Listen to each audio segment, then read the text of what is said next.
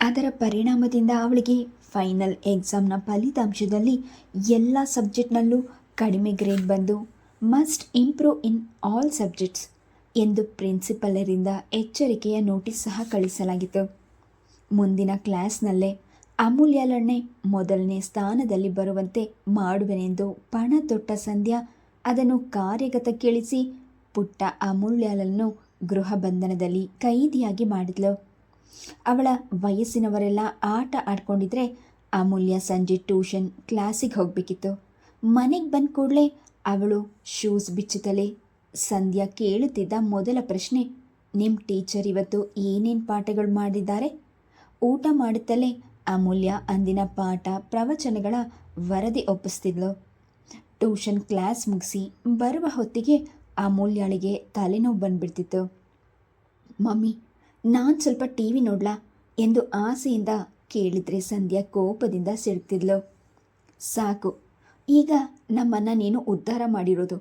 ಟ್ಯೂಷನ್ಗೆ ಹೋಗಿಯೇ ಈ ಹಣೆಬರಹ. ಇನ್ನು ಸದಾ ನೀನು ಟಿ ವಿ ನೋಡಿಕೊಂಡು ಆಟ ಆಡ್ತಿದ್ರೆ ಫೇಲ್ ಆಗೋಗ್ತೀಯಾ? ಅಮೂಲ್ಯ ಗೆಳತಿಯರೊಡನೆ ಆಟಕ್ಕೆ ಹೋದರು. ಸಂಜೆ 6 ತಪ್ಪದೆ ಮನೆಗೆ ಬಂದು ಪುನಃ ಸಂಧ್ಯಾಳ ಎದುರು ಕುಳಿತು ಪಾಠ ಒಪ್ಪಿಸ್ಬೇಕು. ಒಂದು ಉತ್ತರ ತಪ್ಪು ಹೇಳಿದ್ರು ಸ್ಕೂಲ್ನಿಂದ ಏಟ್ ಬೀಳ್ತಿತ್ತು. ಬೇವಿನ ಎಲೆ ಸಿಹಿಯಾಗಿಲ್ಲ ಎಂದು ನೀರಿನೊಂದಿಗೆ ಸಕ್ಕರೆ ಬೆರೆಸಿ ಮರದ ಬುಡಕ್ಕೆ ಆಯಿಸಿದರೆ ಅದರ ಮೂಲ ಗುಣ ಬದಲಾಯಿಸಿತೆ. ಅದರಿಂದ ಸಿಹಿ ಆಸುವ ಬದಲು ಅದಕ್ಕೆ ನೈಸರ್ಗಿಕವಾಗಿ ಬಂದ ಬಳುವಳಿಯನ್ನೇ ಸದುಪಯೋಗ ಪಡಿಸ್ಕೊಳ್ಳೋದು ವಿವೇಕ, ಜಾಣತನ. ಆದರೆ ಸಂಧ್ಯಾ ಮಾಡ್ತಿದ್ದಿದ್ದು ವ್ಯಥ ಪ್ರಯತ್ನ. ಅಮೂಲ್ಯಳ ತಲೆಯ ತುಂಬ ಓದು ಎಂಬ ಒತ್ತಡ ತುಂಬಿದ್ದಷ್ಟು ಅವಳು ಮತ್ತು ಅಂತರ್ಮುಖಿಯಾಗ್ತಿದ್ಲು. ಸಂಧ್ಯಾಳ ಅಣ್ಣನ ಹೆಂಡತಿ ಶಕುಂತಲ CBSE ಸಿಲಿಬಸ್ಗೆ ಉಪಾಧ್ಯಾಯಿನಿಯಾಗಿದ್ಲು. ಸಂಧ್ಯಾ, ನಿನ್ನ ಮಗಳನ್ನು ಸೆಂಟ್ರಲ್ ಸಿಲಿಬಸ್ಗೆ ಬದಲಾಯಿಸು. ಆಗ ಅವಳಿಗೆ PUC ಎಂಟ್ರೆನ್ಸ್ನಲ್ಲಿ ಚೆನ್ನಾಗಿ ರ್ಯಾಂಕ್ ಬರುತ್ತೆ.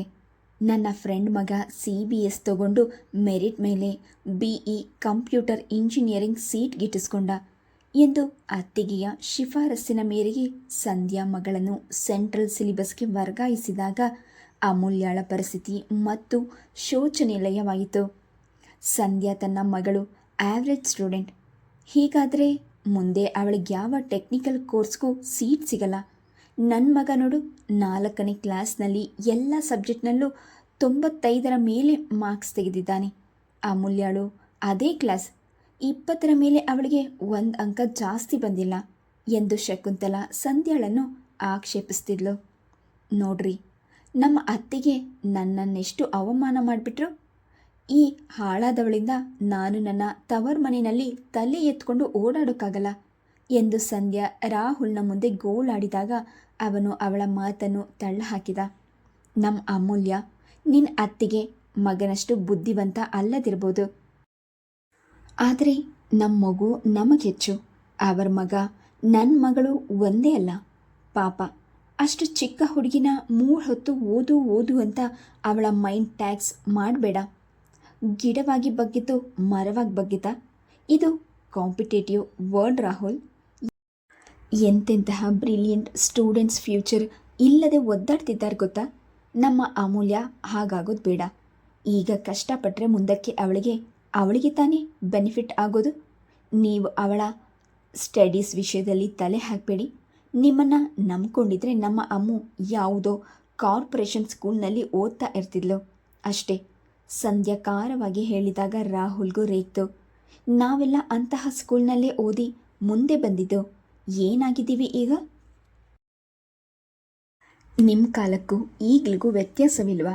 ನಮ್ಮ ಅಮೂಲ್ಯ ನಿಮ್ಮ ಹಾಗೆ ಮೆಕ್ಯಾನಿಕಲ್ ಇಂಜಿನಿಯರ್ ಆಗೋದು ಬೇಡ. ಅವಳು ಕಂಪ್ಯೂಟರ್ ಇಂಜಿನಿಯರಿಂಗ್ ಪಾಸ್ ಮಾಡಿ ಫಾರಿನ್ಗೆ ಹೋಗಲಿ ಅಂತ ನನ್ನ ಆಸೆ.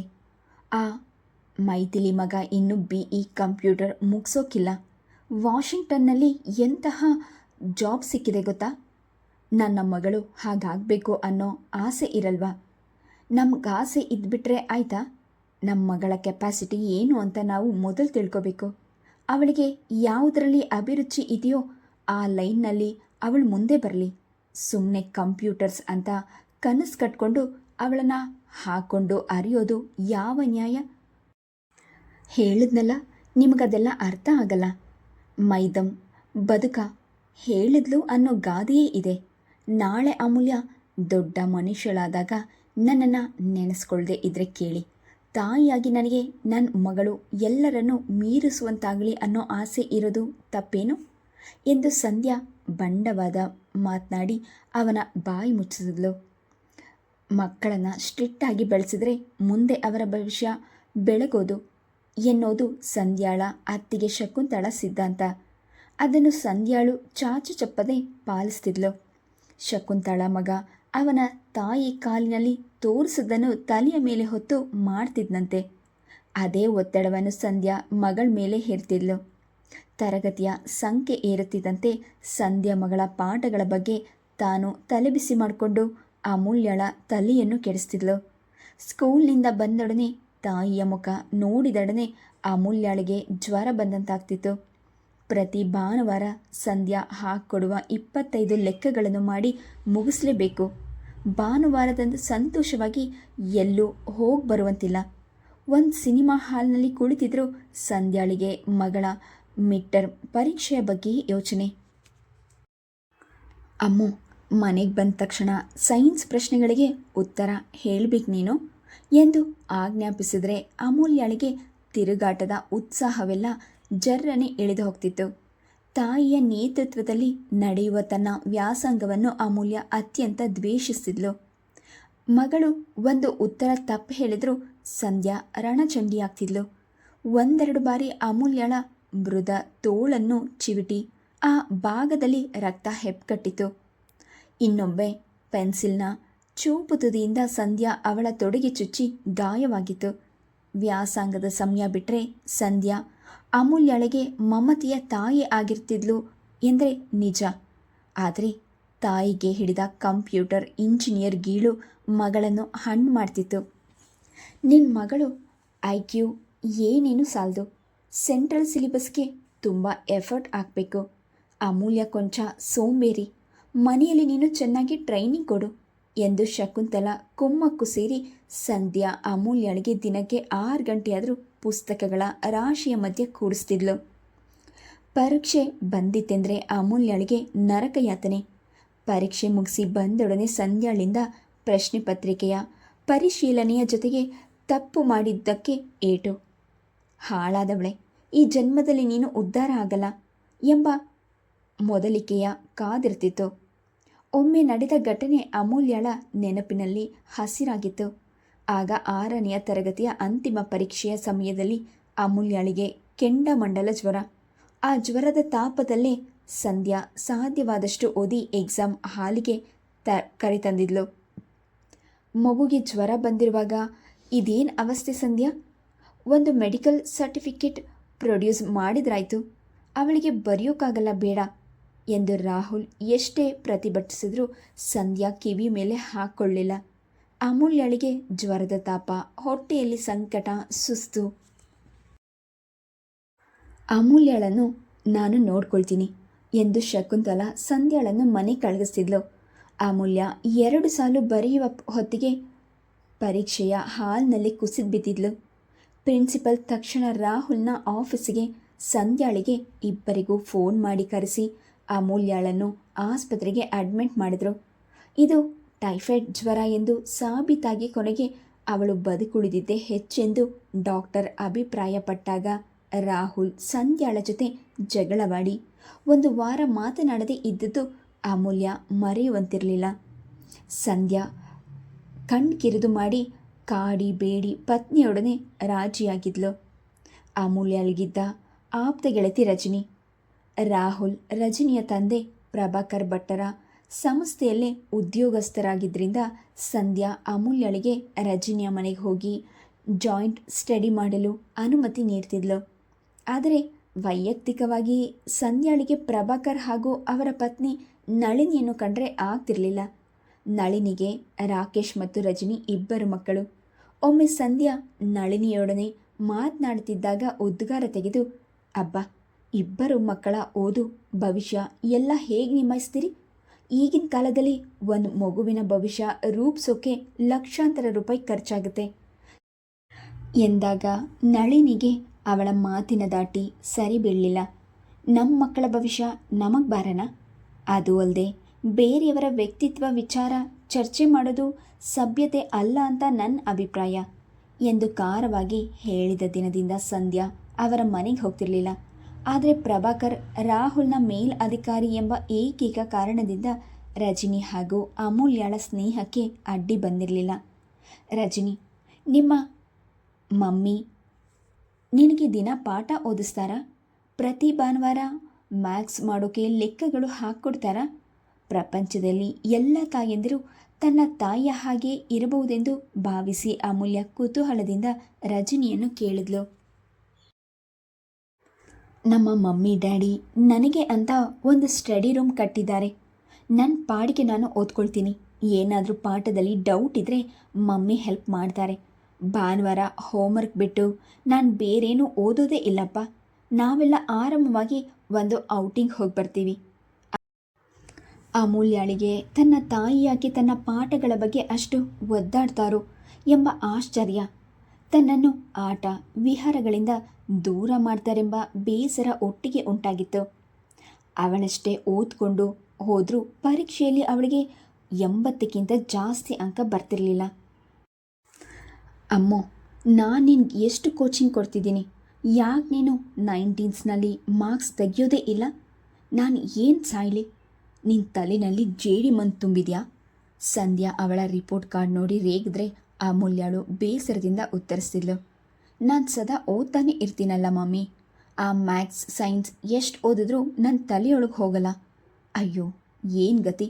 ಇಂಜಿನಿಯರಿಂಗ್ಗೆ ಸೀಟ್ ಸಿಗಬೇಕಾದ್ರೆ ಮ್ಯಾಥ್ಸ್ ಸೈನ್ಸ್ನಲ್ಲಿ ಚೆನ್ನಾಗಿರಬೇಕು. ಅದೇ ನಿನಗೆ ತಲೆಗೆ ಹತ್ತದಿದ್ರೆ ಏನು ಮಾಡೋದು? ಸಂಧ್ಯಾ ದೊಡ್ಡ ಅನಾಹುತವಾದಂತೆ ತಲೆಯ ಮೇಲೆ ಕೈ ಹೊತ್ತು ಕುಳಿತು ಅವಳ ಸಮಸ್ಯೆ ತಿಳಿದು ಶಕುಂತಲ ತನ್ನ ಅಮೂಲ್ಯ ಸಲಹೆ ಮುಂದಿಟ್ಲು. ಸ್ಕೂಲ್ ಅವರ್ಸ್ ಆದಮೇಲೆ ಅಮೂಲ್ಯಳಿಗೆ ಎಕ್ಸ್ಟ್ರಾ ಕೋಚಿಂಗ್ ಕೊಡ್ತೀನಿ, ನೀನು ವರಿ ಮಾಡ್ಕೋಬೇಡ ಸಂಧ್ಯಾ.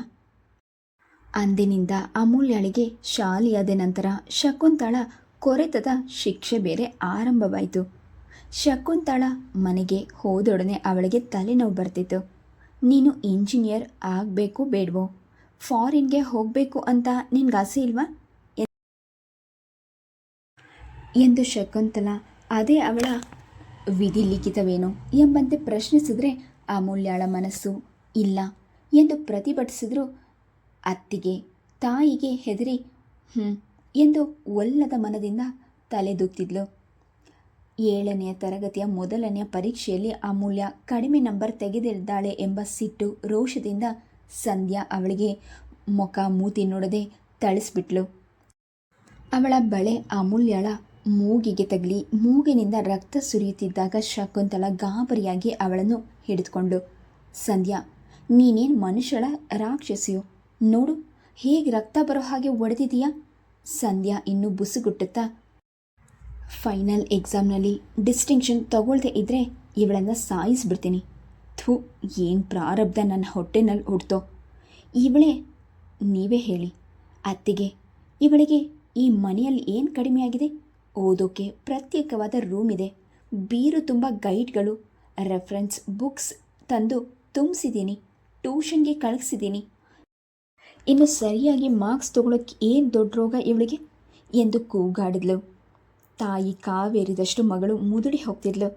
ಸಂಧ್ಯಾ ತಾನು ಮಹಾ ಅನ್ಯಾಯ ಅನುಭವಿಸ್ತಾ ಇರುವಳಂತೆ ಅವಳ ಗೆಳತಿಯರ ಮುಂದೆ ಪೇಚಾಡುತ್ತಾ, ನನ್ನ ಮಗಳು ಸೈನ್ಸ್ ಮ್ಯಾಥ್ಸ್ನಲ್ಲೇ ತುಂಬ ವೀಕ್, ಮುಂದೆ ಅವಳಿಗೆ ಯಾವ ಕೋರ್ಸ್ಗೆ ಸೀಟ್ ಸಿಗುತ್ತೋ ಅನ್ನೋದೇ ನನಗೆ ಭಾರಿ ಚಿಂತೆಯಾಗಿಬಿಟ್ಟಿದೆ ಎಂದು ಅಮೂಲ್ಯಳ ಎದುರೇ ಉದ್ಗಾರ ತೆಗೀತಿದ್ಲು. ಹೌದು ಸಂಧ್ಯಾ, ಈಗಿನ ಕಾಲದಲ್ಲಿ ಹೆಣ್ಮಕ್ಕಳು ಹುಟ್ಟಿದ್ರೆ ತಂದೆ ತಾಯಿ ಬರೀ ಅವರ ಮದುವೆ ಬಗ್ಗೆ ಯೋಚನೆ ಮಾಡೋದಷ್ಟೇ ಅಲ್ಲ, ಅವರ ಕೆರಿಯರ್ ಬಗ್ಗೆನೂ ಚಿಂತೆ ಮಾಡಬೇಕು. ನಮ್ಮ ಅಕ್ಕನ ಮಗಳು ಪ್ರಮೀಳಾ ಕಪ್ಪಗೆ ದಪ್ಪಗೆ ನೋಡೋಕೆ ಚೆನ್ನಾಗಿದ್ದಾಗೆ ಇಲ್ಲ, ಆದರೆ ಅವಳು ಕಂಪ್ಯೂಟರ್ BE ಮಾಡಿಕೊಂಡು ಮಲ್ಟಿನ್ಯಾಷನಲ್ ಕಂಪನಿಯಲ್ಲಿ ಕೆಲಸದಲ್ಲಿ ಇದ್ದಾಳೆ ಅಂತ ಎಂತೆಂತಹ ಪ್ರಪೋಸಲ್ ಬರ್ತಾ ಇವೆ ಗೊತ್ತಾ? ನಮ್ಮ ಚಿಕ್ಕಪ್ಪನ ಮಗಳು ರೇಷ್ಮಾ ದಂತದ ಗೊಂಬೆ ಹಾಕಿದ್ದಾಳೆ, MSc ಮಾಡಿದ್ರೂ ಇನ್ನೂ ಅವಳಿಗೆ ಒಳ್ಳೆ ಗಂಡು ಸಿಕ್ಕಿಲ್ಲ. ನಮ್ಮ ಮಕ್ಕಳಿಗೆ ಒಳ್ಳೆ ಕಡೆ ಗಂಡು ಸಿಗಬೇಕು ಅನ್ನೋ ಉದ್ದೇಶದಿದ್ದರೆ ನಾವು ಅವರನ್ನು ಚೆನ್ನಾಗಿ ಓದಿಸಲೇಬೇಕು.